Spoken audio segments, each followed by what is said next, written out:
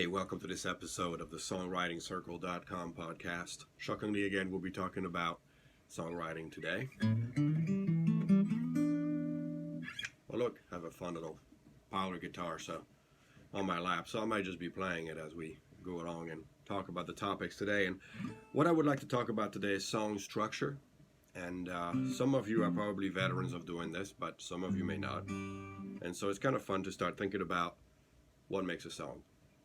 In the good old Bible, Proverbs, 24:3 states that by wisdom a house is built, and through understanding it is established. By wisdom, I like that word, wisdom. By wisdom a house is built, and through understanding. You know, I understand in Latin is intelligo, as in intelligence. Intelligence is not necessarily the horsepower between your ears. It's also what you understand. So, wisdom and understanding. Why wisdom? Well, we stand on the shoulders of giants. People have figured this stuff out. I think it's Steve Earle that said, basically, Bob Dylan told us what being a songwriter is all about, and we've all been trying to do that ever since. So that's your wisdom right there. There are established ways for each genre of music of how this all works. And at the same time, you know, part of me wants to say, buddy, it's rock and roll. I don't need any rules. And I certainly understand that, and I certainly want to, you know, be cognizant and not discard that. At the same time, there's a reason why things work. And so understanding how they work, one, allows you to duplicate if you feel like it, or two, enhance, or three, discard, ignore. But at least you know why you're doing it. And I think that's, in a lot of ways, half the story. So that's the wisdom. By wisdom a house is built, and through understanding it is established. So the understanding part is really important. Well, the first thing I think we should understand is that a song has a structure, and it has elements. Not every element needs to be there. You're writing the song, you decide. But understanding what the elements are is kind of helpful. Some songs, most songs, will feature an intro. It's a good place to start, right? Introduction. Think about like classic blues songs that have intros like this.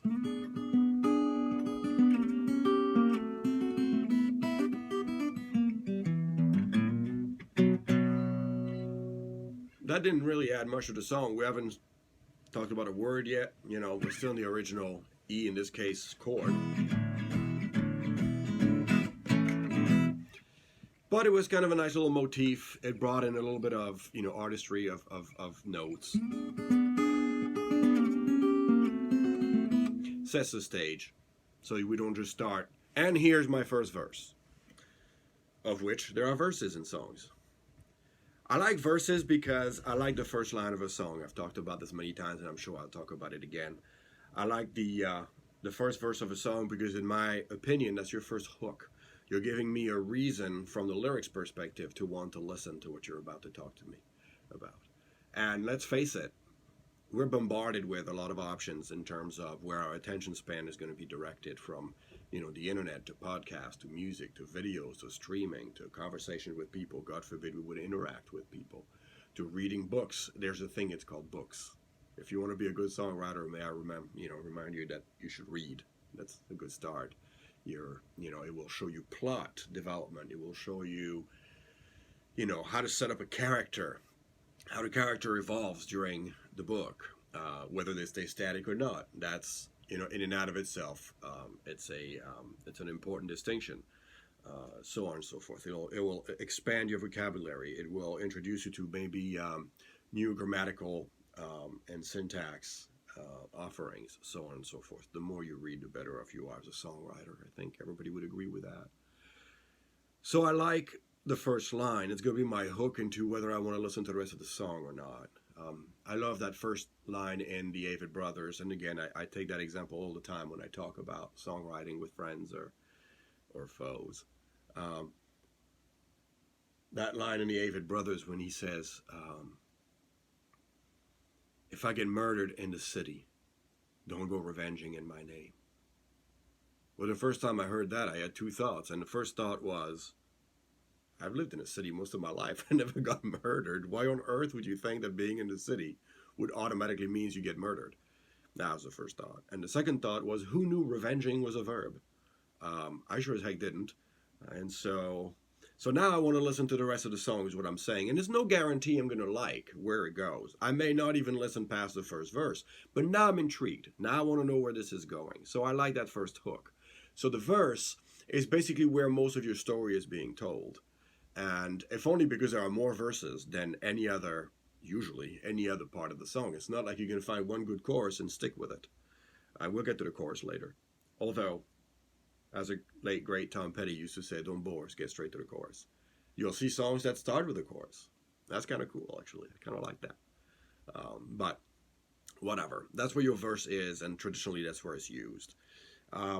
Before the chorus, some songs will have a pre-chorus. And that's kind of an interesting thing in and out of itself.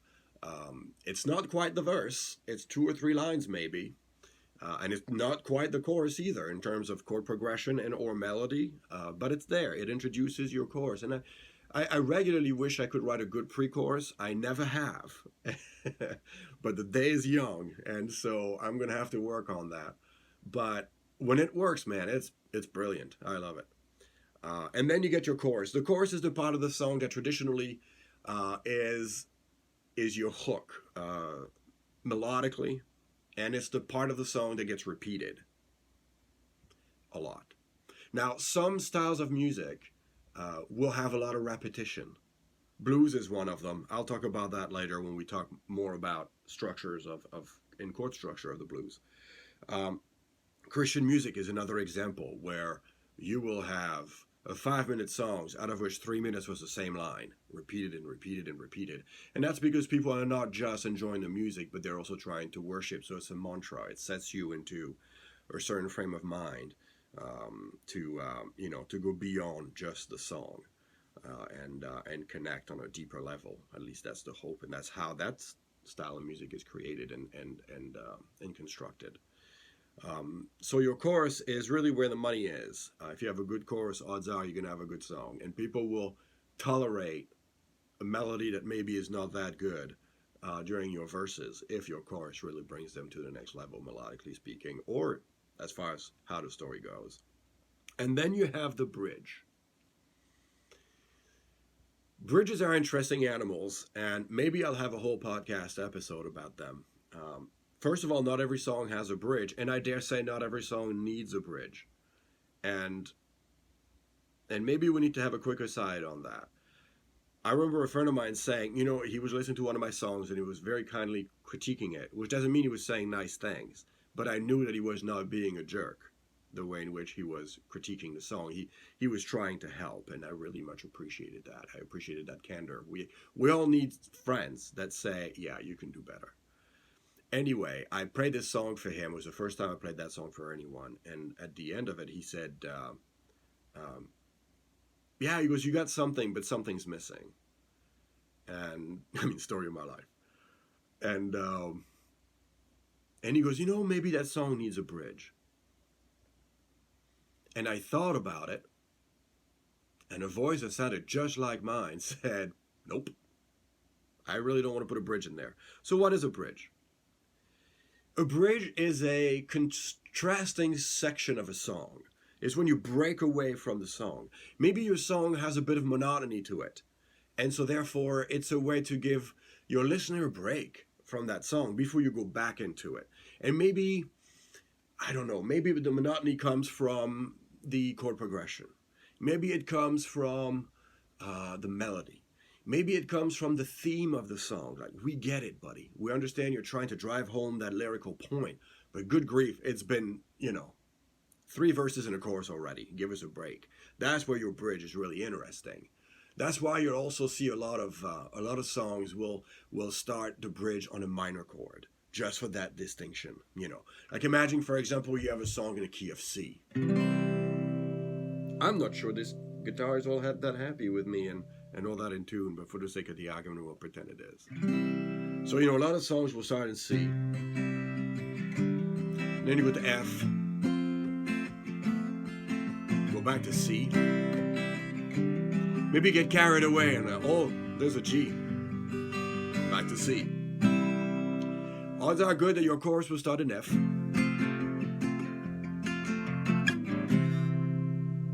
And then you're back to your verse.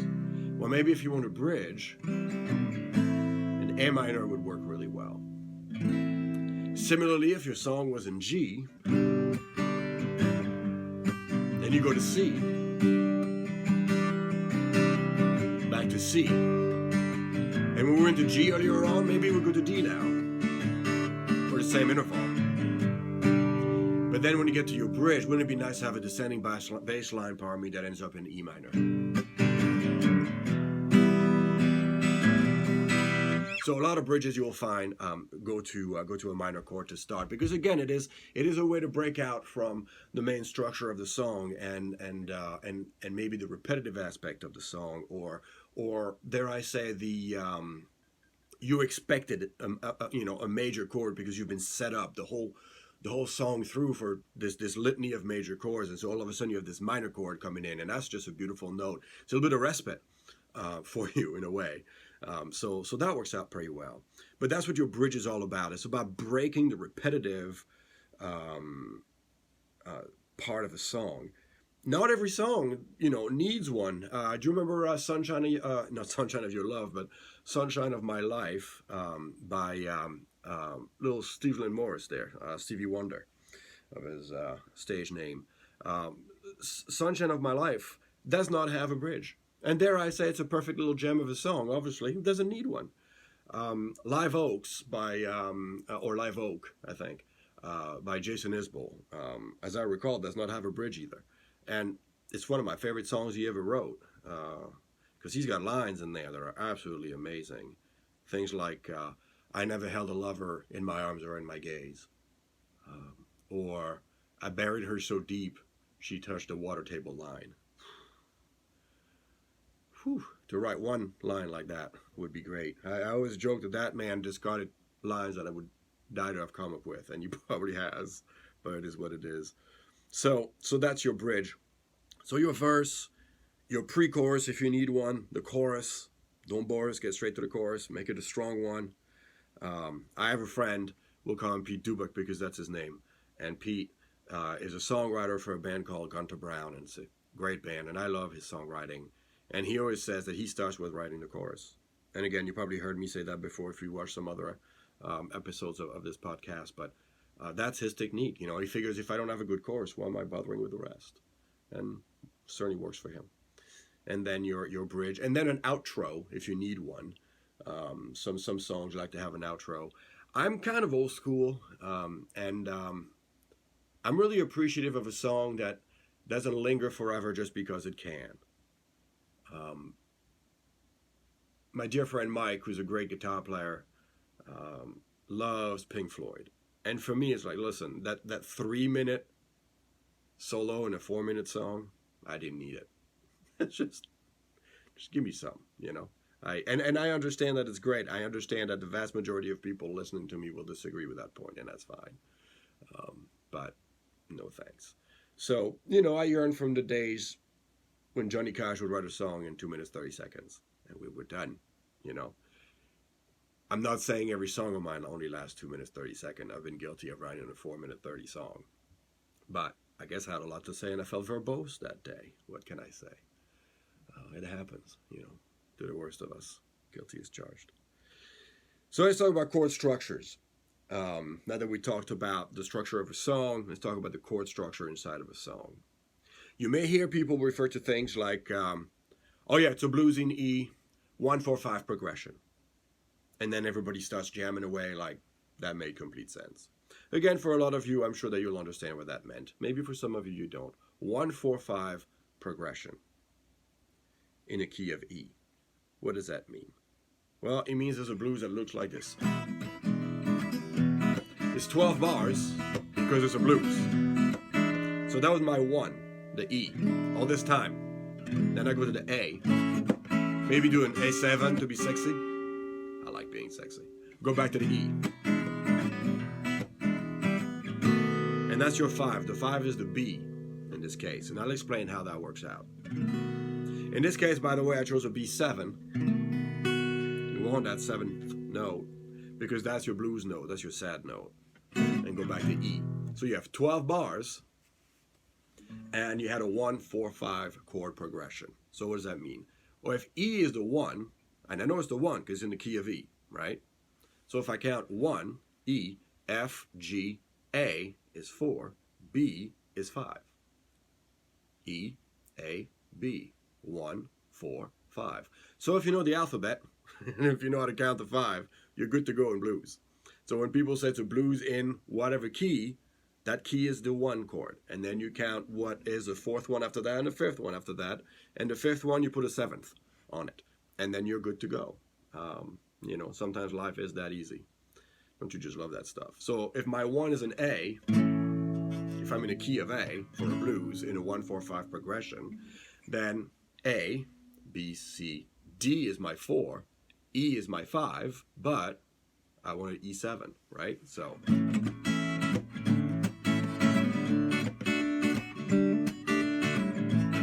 here's my 5, E7.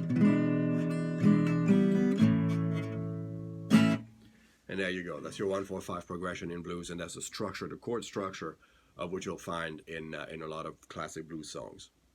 Blues also has, lyrically, something it does a lot where the first line in a verse and the second line in that verse are the same. It's just repeated. Makes your life easier as a songwriter, right? It's one fewer line you have to come up with. So, you know, that woman, she done me wrong. Line 1. Oh, that woman, she done me wrong. Oh, I knew it wouldn't last long, that's why I'm writing this song. Worst blues song ever, but you get my point. Line 1 and line 2 were the same. That structure exists in a lot of songs, blues songs. You'll also find some songs where the first line, say your verse has 4 lines. It doesn't have to, but let's pretend for the sake of the argument that your verse has 4 lines. You'll see a lot of songs where the first line and the 4th line are the same. And the idea there is that the first line, you really meant something important to the song or to the story or to the character or whatever. You put it right back on the 4th line as a point of emphasis. I actually have an episode for this podcast where I take apart one of my songs verse by verse, where that happens on every verse, and I explain it why every time, so you can see that later. And while we're talking about rhymes, well, Dave, we were not talking about rhymes. Well, we are now.